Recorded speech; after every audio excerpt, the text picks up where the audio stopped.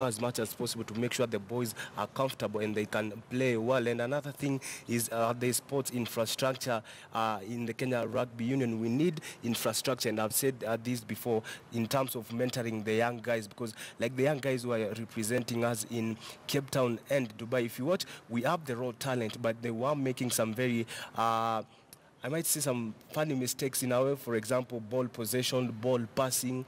If we had that structures, those boys would have been mentored maybe better than the way they are right now, and we will not be struggling fielding a second team that is strong and can compete against big guns like Fiji.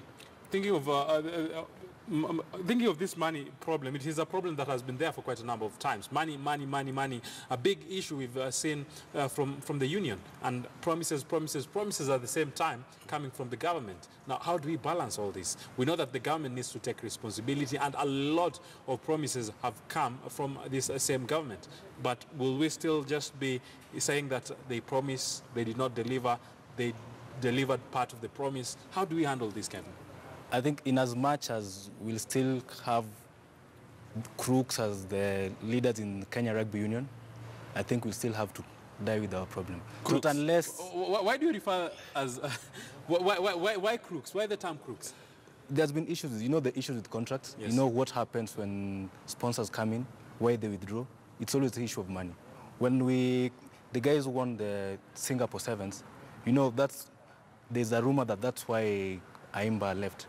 Because they were promised some cash. When they were given the cash, now the union decided that part of the money will be directed to other plans, not to the players who are part of that squad. So I think it's the issue of money. And how they manage the money.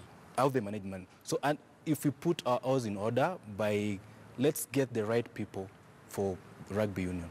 I think that's the main problem. If we get the right group of people for the rugby union, then we'll be okay. Because again, Moses, I agree with him. What's scaring the sponsors away is, I think there is no accountability. You are a sponsor, you bring in the money, but you don't see where it's being used. There's no that accountability. One, you have sponsored a team with million Kenya shillings, but you hear that players are not yet paid. I don't know. Coaches have not been paid. There's been some appropriation here and there. The rugby union first needs to sort out itself, its issues to do with misappropriation and faults, and then after that we can see how we move on. But also corporates should not be scared away to come in and invest in this team. For example, the Sevens team tour across the world. You can imagine if you have your brand in that Kenyan jersey right there. They were in Dubai, now they have been in Cape Town there. They are going to New Zealand in the Hamilton Sevens. I mean, that's a good marketing strategy. So they should also not fear from sponsoring the boys. Yeah, don't fear from sponsoring the boys. At the same time, the government needs to step up and help these boys. Remember that the Reaper team actually came back in the country, and also for them, they had a very, very difficult account. The results were not positive in any way. But have those players been given their allowances? The answer is no.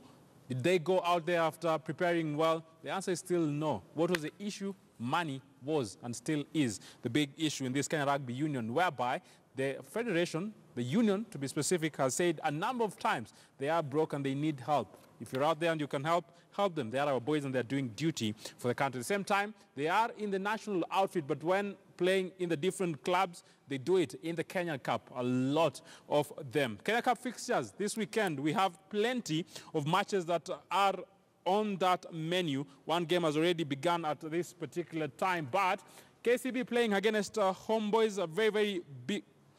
No, KCB is playing against... KCB is playing Homeboys. KCB is playing Homeboys, yes. KCB is playing against Homeboys. I think my mind went somewhere. Yes, KCB against Homeboys, total nondescript, playing against the Kenya Harlequins, a very, very crucial match for these nondescripts. Mwamba, they have that tie against Menengai. Let me take you. KCB against Homeboys. What are we expecting in this tie? A very difficult match, but I think Homeboys will have it. Why Homeboys? It has a very good... strong team, very experienced players. I think Homeboys will have an upper hand in this. Like Kevin saying that Homeboys will have the upper hand, so not an easy one. But KCB, remember, for KCB, plenty of their important and also crucial players are back on the lineup. That one will be the big difference. A lot of them were in the national duty, Kevin Kimathi, and now maybe they will make this KCB side tick once again.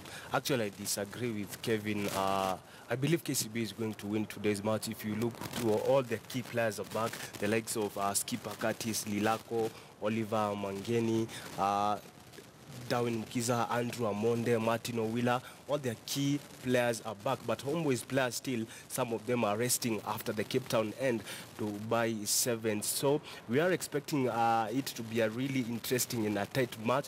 But if you look at KCB, defending champions, if you know how they perform in Kenya Cup, and if you see the run that Homeboys has had for the last 4 weeks, you realize that KCB is a bit stronger right now. And today, with their key players back, I'm expecting them to most definitely win that match.